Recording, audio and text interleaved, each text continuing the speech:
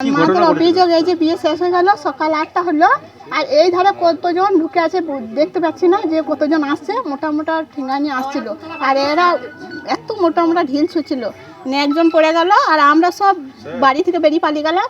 আর আমরা ওদের ছেলেগুলো আবার এইখানে ঢুকে সবাই মিলে ঢিল ছুটতে লাগলো। তখন আমরা বাড়ি ফাড়ি ছেড়ে পালিয়ে গেছি, আর কিন্তু দেখি নাই কিছু। কি কারণে ঢিল ছুটছে? ওই যে তৃণমূল পার্টি ছয় আমার ভাসুরের ছেলে একটা আছে, বড়টাকে খুব মারা টার্গেট করছে, যখন মারবো একা।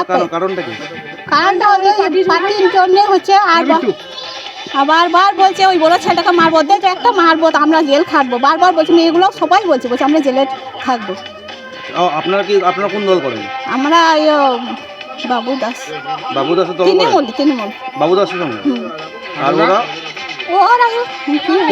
কেষ্টমণ্ডল।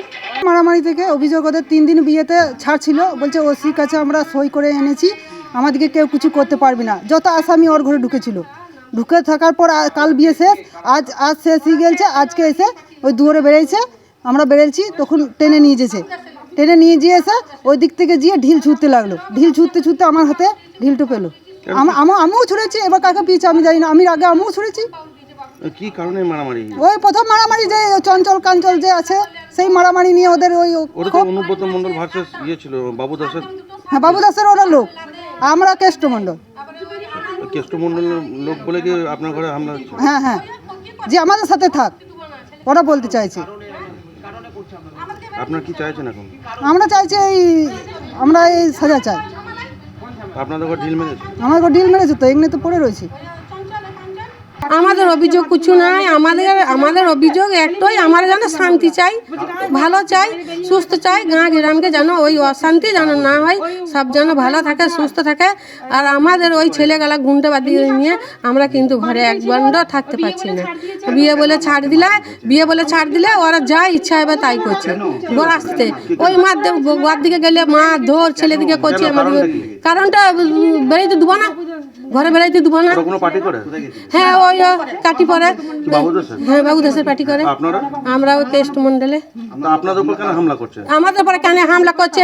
ওরা আছে বিটনরা, যা মাছ, যা খাবার, যা মাল জাল আছে, যাই আছে, যুবতী আছে, আমাদের ছেলেদিকে খালি পায়ে করে লেতিন তারে।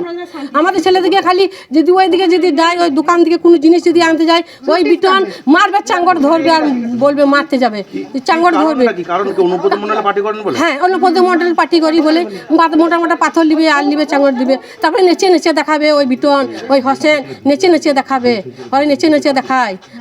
আমাদের পার্টির কোনো এলাচি নাই, আমরা পার্টি করি না। আমরা আর্টিস্ট ছিল না তখন থেকে, আমাদের কোনো জিনিসও দেয়ও না, কিছুই করে না।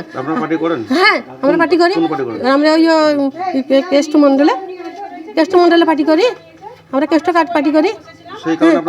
হ্যাঁ, আমাদের বাড়িতে হামলা করছে। মেয়ে ছেলে বলছে তোরা ওখানে কেন যাবি, তোরা কেষ্টমণ্ডলের কাছে যাবি, তোরা কেন যাবি, তোরা যেতে বলছে ওইখানে চ, পায়ে ধরে চা, তোরা ওইখানকে গেলছিস। ও বেড়া আমাদের ছেলেরা ওখানকে গেলছে, বলছে তোরা ঘর ঢুকলেই তোদেরকে মারবো, ঘর ঢুকলেই মারবো। ওরা এই 10টা থেকে ষড়যন্ত্র করছে, যত মসজিদে ইট পাথর তুলে রেখেছে। ওই হোসেনের মা মিথ্যা কথা বললে আমাদের ছেলেদেরকে গুন্ডাবাজি, মদঘোর গাঁজাখোর মদঘোর বললে, গুন্ডাবাজি করলে, সবই করলে। হোসেনের মা মিথ্যাবাদী বললে আমাদের ছেলেরা, ওদের ছেলেরা কোনোদিন নামাজ পড়ে না, কোনোদিন করে না। ওই হোসেন কোনোদিনই করে না, ওই বিটন করে না। ওরা তো নেচে খায়, আর স্টুডিওতে জি খেয়ে ওরা নেচে দেখায়। ওদের বড় বড় নান, বড় বড় খাবার, বড় স্টুডিওতে ভালো খাবার দেখাবে, আর ফটো ছাড়বে, বলবে আজ আমরা খেয়েছি, আমরা এদের করছি।